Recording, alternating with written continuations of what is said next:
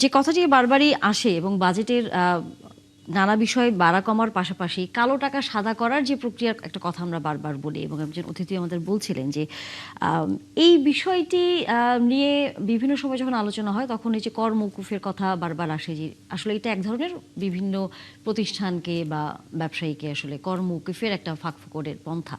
আপনার দৃষ্টিতে এবারও সেই বিষয়টা আসলে প্রভাব ফেলবে কি বাজেটের ভেতর যদি এটা পাশ হয়ে যায়? সেটা হচ্ছে যে একটা জিনিস বলতে তো দ্বিধা নেই যে দেশে যে কালো টাকা নেই তা তো না, কালো টাকা তো আছে এবং যেভাবেই হোক একটা বিশাল বড় মাফিয়া গোষ্ঠী তৈরি হয়েছে বাংলাদেশে, যাদের হাতে বিপুল পরিমাণ টাকা, কালো টাকা আছে তাদের হাতে।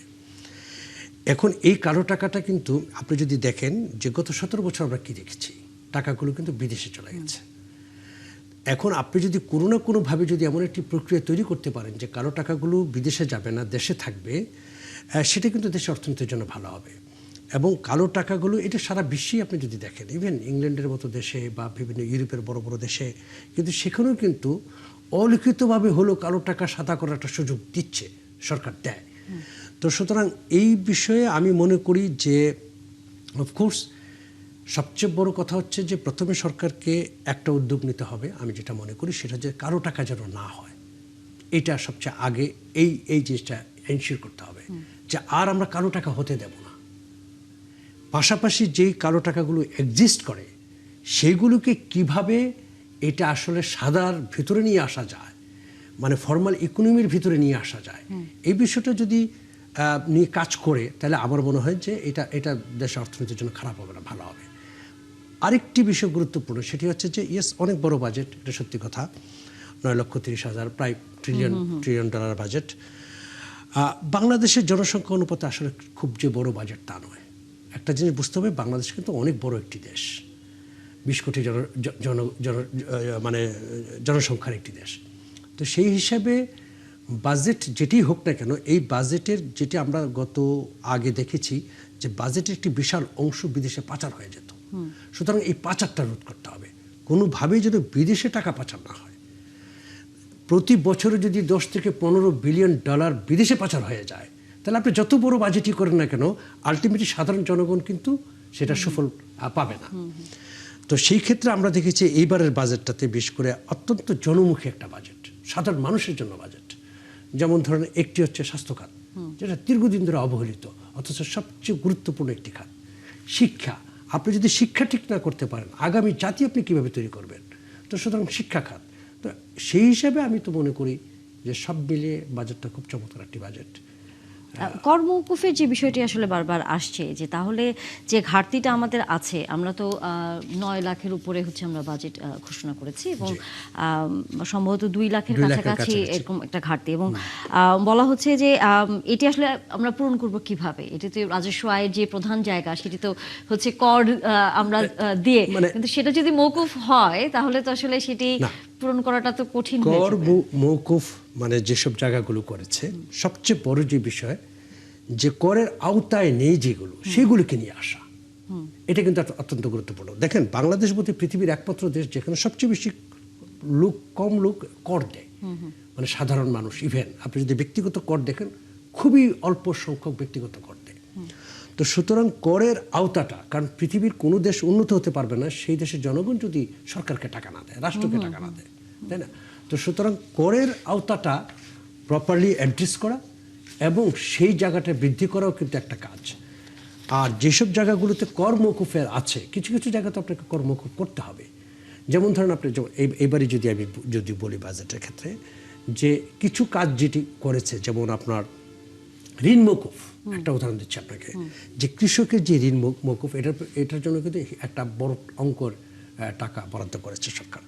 কিন্তু আপনি একটা জিনিস চিন্তা করে দেখেন, আমরা বড় বড় যারা আমাদের লুটেরা যাদেরকে আমরা বলি, তাদের মানে ব্যাংকের লোন মাফ করে দিচ্ছে, অনেক সময় রিশিডিউল করার সুযোগ দিচ্ছে, এটা দিচ্ছে। অথচ যেই কৃষকটা 10,000 টাকা লোন নেয়, যেই কৃষকটা 20,000 টাকা লোন নিয়ে ফসল ফলায়, তার লোনটা কিন্তু আমরা এটার জন্য কিন্তু তাকে আমরা ধরে নিয়ে যাই। সো এই যে সমাজের যে ভারসাম্যটা, এটা রক্ষা করা আমি মনে করি এই বাজেটের মাধ্যমে সেটা আসতে হবে। তো সেটা আমি এটাকে খারাপ দৃষ্টিতে দেখি না। ডক্টর মোস্তাফিজুর রহমান, আপনি বলছিলেন, শুনতে পাচ্ছেন কি আপনি আমাকে? আহ, আপনার কথা বোধহয় আমার কথা কি শোনা জি যাচ্ছে? জি। আপনি এর আগে বলছিলেন যে শিক্ষা খাতে যে বাজেটটি বরাদ্দ করা হয়েছে তার ব্যবস্থাপনাটি আসলে যদি সঠিক না হয় তাহলে বাজেটটি দিয়ে তো আসলে দিন শেষে কোনো একটা লাভ হবে আমি না। আমি যে জায়গাতে ছিলাম জি সেখানে শিক্ষা খাতের যে বাজেটটি নিয়ে শিক্ষা খাতের বাজেটটি আমরা পজিটিভলি দেখছি, আমরা যে আপওয়ার্ড দেখছি গ্রাফগুলো, যেটা গত 10 বছরে ক্রমান্বয়ে এটা নিম্নমুখী ছিল সেই জায়গা থেকে। আর যেটি বলছিলাম যে যে টাকাটা বেড়েছে খুবই ভালো, 31,847 কোটি টাকার ডেভেলপমেন্ট বাজেট বেড়েছে। এখন এই বাজেটটি নিয়ে যেটা প্রপার ব্যবস্থাপনা বা ইউটিলাইজেশন, সেই জায়গায় একটি বড় কোশ্চিন রয়ে যায়। আপনি যদি প্রিভিয়াস এক্সপিরিয়েন্স গুলো দেখেন তাহলে প্রতিবার দেখা যায় আমাদের অপারেটিং বাজেট, যেটি অনুন্নয়ন বাজেট, যেটাতে বেতন ভাতা বা এগুলো, সেই টাকাটা প্রতিবারই ঠিক মতো খরচ হয়ে যায়। বাট অল্প পরিমাণ টাকা যেটি দেওয়া হতো এতদিন, যে উন্নয়ন বাজেট, সেই টাকাটি দেখা যাচ্ছে যে আনস্পেন্ড থাকতো। এবার আমাদের গভর্নমেন্টকে যে ডিসিশনটি নিতে হবে, দেখুন যেগুলো হচ্ছে অনুন্নয়ন বাজেট, অপারেটিং বাজেট, সেগুলো অটোমেটিক্যালি মাসে স্যালারি, বোনাস, এগুলো অটোমেটিক্যালি চলে যাবে। কিন্তু আমাদের উন্নয়ন বাজেটটির জন্য গভর্নমেন্টকে, বিশেষ করে মিনিস্ট্রিগুলোকে, প্রাথমিক ও গণশিক্ষা মন্ত্রণালয়, শিক্ষা মন্ত্রণালয়, এনাদেরকে এখনই প্ল্যান করতে হবে এবং অর্থ মন্ত্রণালয় থেকে এই টাকাটি যথাসময়ে সার করতে হবে। আমাদের উন্নয়ন বাজেটের শিক্ষাতে আমরা দেখেছি এটি যে তোড়জোড় শুরু হয় একনেকে থেকে, যেটা আমরা বলি শুরু হয় ঠিক যে অক্টোবর নভেম্বর নাগাদ, ডিসেম্বরের দিকে এটা এপ্রুভ হয়, তারপর জানুয়ারি ফেব্রুয়ারির দিকে কাজ শুরু হয়, তারপর 2-3 মাসের মধ্যে বিল অ্যাডজাস্ট হয়। সেই জায়গা থেকে যদি আমরা বের হয়ে আসতে না পারি তাহলে 31,847 কোটি টাকা, প্রায় 32,000 কোটি টাকা যেটি বেড়েছে, সেই টাকাটির সুফল আমাদের শিক্ষাক্ষেত্রে পাওয়া যাবে না। এমনিতে আপনারা জানি যে শিক্ষাক্ষেত্রে, আপনারা জানেন যে শিক্ষাক্ষেত্রে সবচেয়ে ভঙ্গুর অবস্থায় রয়েছে। লার্নিং লস যদি বলি, টিচার প্রফেশনাল ডেভেলপমেন্ট যদি বলি, সেগুলো কিন্তু সেই কোভিডের সময় থেকে শুরু করে এখন পর্যন্ত একটি ভয়াবহ অবস্থার মধ্যে রয়েছে। ক্রমান্বয়ে একটি জেনারেশন গ্যাপ হয়ে গিয়েছে। আপনি দেখুন কোভিডের সময় যে বাচ্চাটি ক্লাস 1-এ ভর্তি হয়েছিল, আজকে সে ক্লাস 7-8-এ পড়ছে। পুরো সময়টা একটি গ্যাপের মধ্যে দিয়ে আসছে। সে প্রথমে কোভিডের জন্য 2 বছর স্কুল করতে পারে নাই, তারপর এসে কারিকুলাম নিয়ে, যে কোন কারিকুলাম হবে, কারিকুলাম ইমপ্লিমেন্টেশন কিরকম হবে, সেটি নিয়ে একটি ধোঁয়াশার মধ্যে পড়েছিল। তারপরে জুলাই আন্দোলনের পরবর্তী 1 বছর আমরা দেখেছি যে কেয়ারটেকার গভর্নমেন্ট বিভিন্ন ক্ষেত্রে উদ্যোগ নিল, রিফর্ম কমিশন গঠন করলো, শিক্ষাক্ষেত্রে কিন্তু সেরকম কোনো উদ্যোগ আমাদের দৃশ্যমান হয় নাই। যার ফলাফলে দেখা গিয়েছে যে একটি জেনারেশন পুরো একটি লার্নিং লস নিয়ে, শিখন ঘাটতি নিয়ে এগোচ্ছে। এখন আমাদের এই গভর্নমেন্টের যে বাজেটটি দিয়েছে সেখান থেকে প্রপারলি আমাদের শিখন ঘাটতি কোন লেভেলে রয়েছে সেই জিনিসটি একটি অ্যানালাইসিস করা, দেন সেই শিখন ঘাটতিটা কিভাবে আমরা পূরণ করা যায় সেটার জন্য একটি প্রপার প্ল্যান করতে হবে। সেটি এক্ষুনি করা দরকার, কেননা আমাদের টাকা কিন্তু 31,000-32,000 কোটি টাকা আমাদের হাতে এসেছে।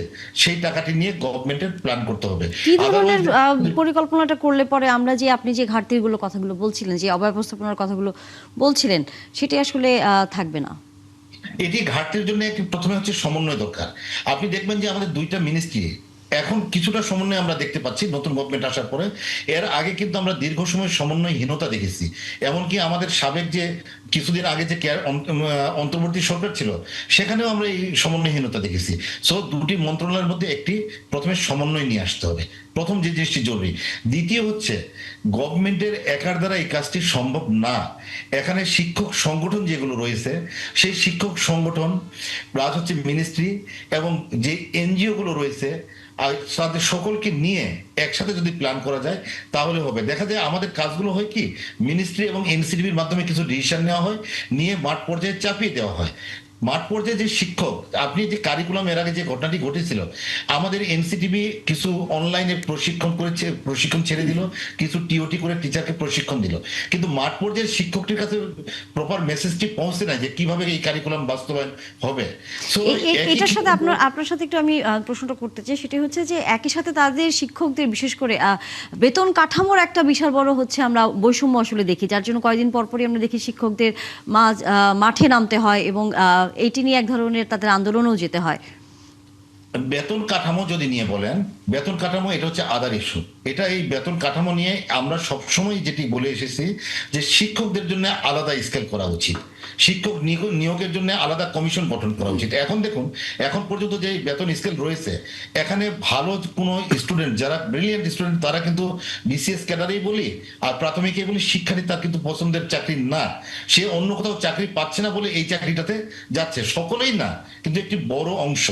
সেই জায়গা থেকে যদি এটি অ্যাট্রাকটিভ করা হয় কেরিয়ার পাথটাকে, আপনি কলেজে দেখুন একজন কলেজের প্রভাষক হিসাবে যিনি জয়েন করছে বা প্রাথমিকে যে সহকারী শিক্ষক হিসেবে জয়েন করছে তার কেরিয়ার পাথ কিন্তু নেই। শুধু বেতন তো দিলে হবে না, কেরিয়ার পাথও কিন্তু থাকতে হবে। সকলেই চায়, যেমন ইউনিভার্সিটিতে একজন লেকচার হিসেবে জয়েন করছে, উনি কিন্তু প্রফেসর হয়ে যাচ্ছে 12 বছর পরে, বাট একজন প্রাথমিকে যদি অ্যাসিস্ট্যান্ট প্রফেসর হিসেবে অ্যাসিস্ট্যান্ট টিচার হিসেবে জয়েন করে উনি কিন্তু হেড টিচার হতে পারছে না, সেই কেরিয়ার পাত্রী নেই। তো এটি হচ্ছে আলাদা যে কেরিয়ার পাত্রী দেখা দরকার। কিন্তু আমি যে জায়গায় আসছিলাম যে শিক্ষক উন্নয়নের জন্য যে প্রশিক্ষণ দরকার সেই জায়গাটি প্রপারলি কাজ করা হয় নাই।